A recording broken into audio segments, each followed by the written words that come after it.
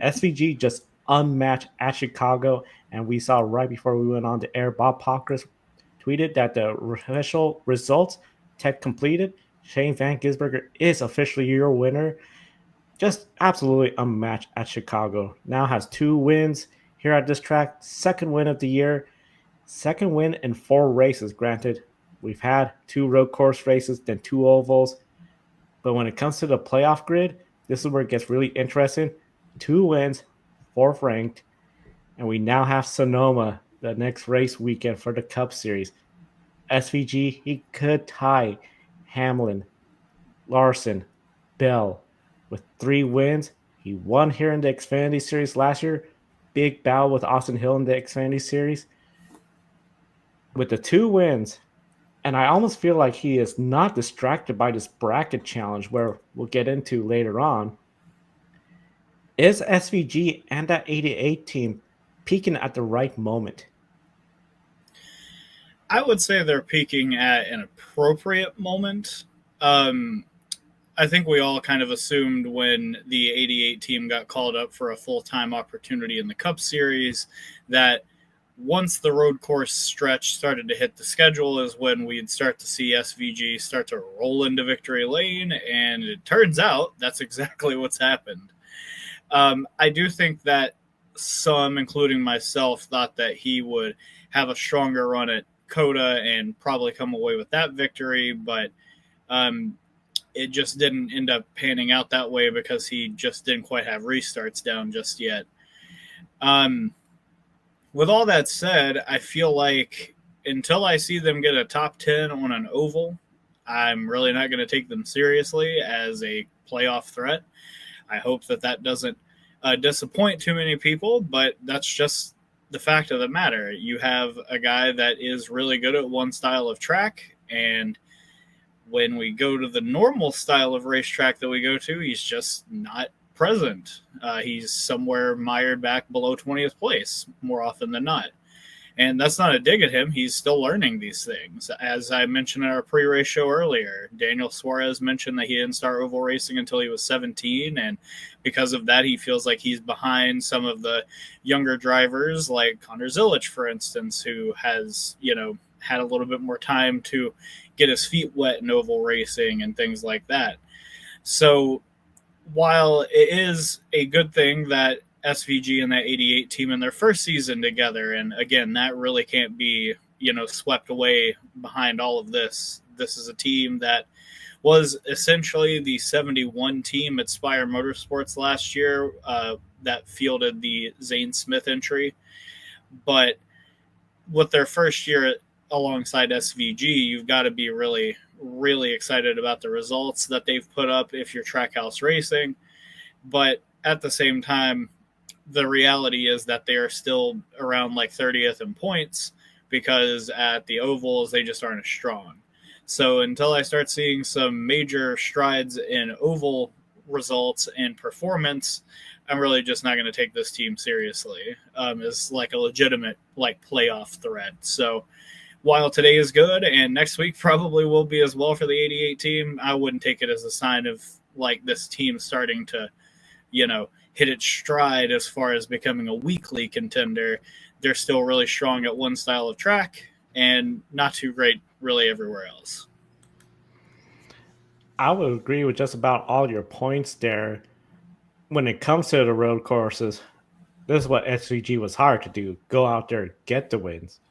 While I do feel it's a big improvement, Coda, that could have easily been an SVG win. It just didn't work out, and just seemed like that car, SVG, just did not have something prevented them from getting way back up to the front to get that win. And considering that was a brand new Coda layout, I came in, especially Mexico City, thinking, okay, SVG might be the favorite, but let's see what happens with Chicago. Can he really be the dominant force? Well, he looked like it. Now I'm really curious to see what's going to happen at Sonoma. Will they be that dominant, or now that we're coming to Sonoma, a track with many years on the Cup Series circuit, a lot of drivers have this experience, and he is going to be first time. I'm really curious to see how that's going to shape up for SVG, the 88 team. I think they're going to feel pretty good about it. I'm convinced they could put down a good race. It doesn't matter of controlling the situation, especially when they're hidden, get the track position while others stay out for the stage breaks. Those are, I think, some of the issues that are out of their control. But if they put together a good race and they're feeling pretty good, that would be something else if they were to get that third win next Sunday at Sonoma and be essentially tied with the top runners in wins. That would be something else. And this is, of course, the third year we've had the Chicago Street Course. He's just on another level, SVG. And of course, he won the Xfinity Series race. I know Ben and Brandon will be talking a lot about that. And we had Will Brown in the field today. And Will Brown, just unfortunate, 2 laps into the race, and he's done because he got collected into Carson Hocevar's crash. Finished 39th, and because Hocevar, just one of those big deals where it just seems like a tough break, hitting the inside while taking out several cars with him. Including Will Brown made the trip all the way out here, 2 laps done for. And of course, he's the defending Supercar Series champ where SVG came from. And when you look at past riders like Brody Kosecki, another Supercar Series champion, came to the Cup Series, 22nd at the Indianapolis Road Course in 2023. Cam Waters, 35th in Sonoma last year with RFK in his debut. Not to mention, when you look at SVG compared to everyone else, he is our 2022 grid ranking world champion. He's done World Rally even, scored points there. Is this just a reminder on how SVG is just on another level when it comes to these road courses series and cup cars, or even when you look at what they have in the supercars and road course racing? Yes and no. I do think that if we contextualize his 3 Cup Series victories, I think that makes the story a little bit more clear on what SVG is good at compared to everybody else. Obviously, his 2 wins on the streets in Chicago. That's, again, the very first race of its kind in the NASCAR Cup Series, at least since Watkins Glen was still, pretty much a road circuit way, way, way back in the day. Same with Road America back in the 50s. But in the modern era, we hadn't had a street course race since, all the way back before the Vietnam War. And because of that, literally none of the drivers, or in some cases, any of their fathers or grandfathers, had raced on a street circuit in a stock car. So with that in mind, you have a guy that obviously was an exceptional talent in his own racing series in Australia. He absolutely blitzed people on the street circuits there, because in supercars you have to push it to the limit. You have to eke out every little inch, every little centimeter, I guess, to be a little bit more regionally specific. You have to eke out every little millimeter possible to the wall to get that extra tenth or two of time. And when you're used to that kind of racing, I do think that with that in mind, you get a guy that's just going to have an inherent advantage. And then you look at Mexico, where that was our first race there in the Cup Series with this car. So it doesn't really surprise me that he was able to win. I think the real test is going to be how SVG fares on the Sonoma road course and the Watkins Glen road course. Obviously, Watkins Glen last year, he had an exceptional chance to win, and unfortunately did what Carson Hocevar did today, clipped the inside of a barrier, and it took him offline on the final lap, and he bottled it. Sonoma, obviously, we haven't seen him race there in a Cup car, but he has done some tire testing, so in theory, he should be in a good spot to contend there. But at the same time, we don't really know. It's a true unknown. I do feel like, based on what we know of SVG, based on what we know of Trackhouse, considering they have a win there back in 22 with the 99 team and Daniel Suarez, I do think that you'll see the 88 team show a lot of strength next week. But I'm just really curious if it's going to, kind of carry on, because at Coda, he still kind of looked above average for sure, but on restarts and just making passes, he just couldn't do it, which kind of surprised me considering he was one of the only drivers in the field to have experience on a layout similar to that at Coda. So, yeah, I think that when SVG wins like a standard track that some of these drivers have been to 10, 15 times and beats the field that way, I feel like it'll be a better representation to support the point that you're trying to make with the question, Joe. But at this point, I can't really agree with it based on the contextual evidence we have. I feel like you said, Sonoma and Watkins Glen, that's really where he's going to have to show, okay, he is on that other level, because Mexico City, brand new.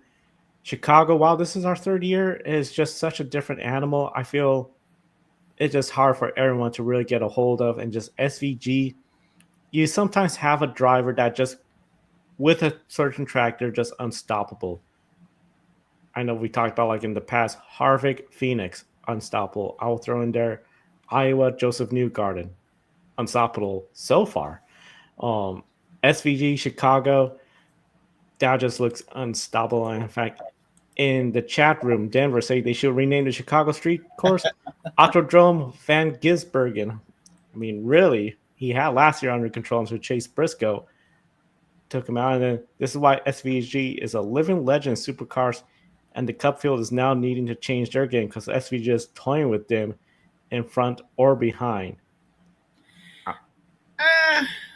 I think that's a bit of a robust take.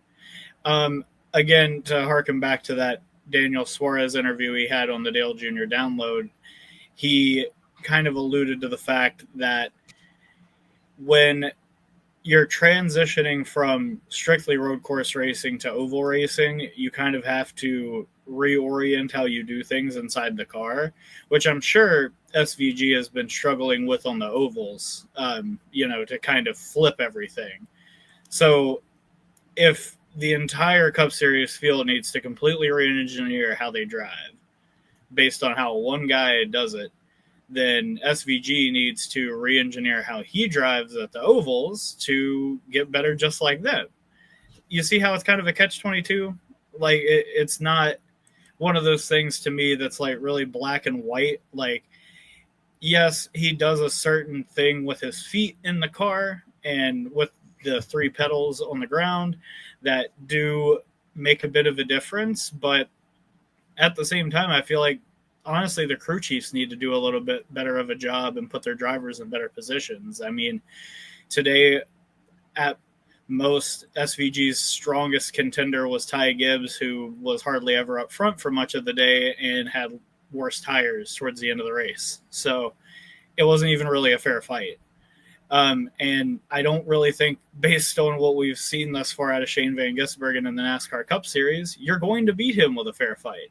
You have to have a tire advantage. You have to beat him through strategy. You have to hope he makes a mistake, which is very, very rare.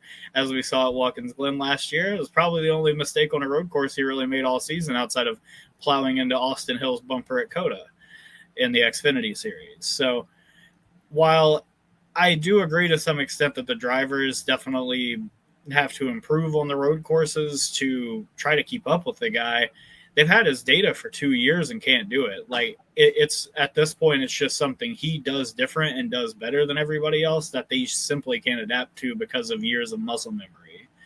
So, yeah, to me, it's easy for us who are outside the race car to say things like that, like, oh, the rest of the field needs to catch up to him, but it's easier said than done, I guess, is ultimately my point.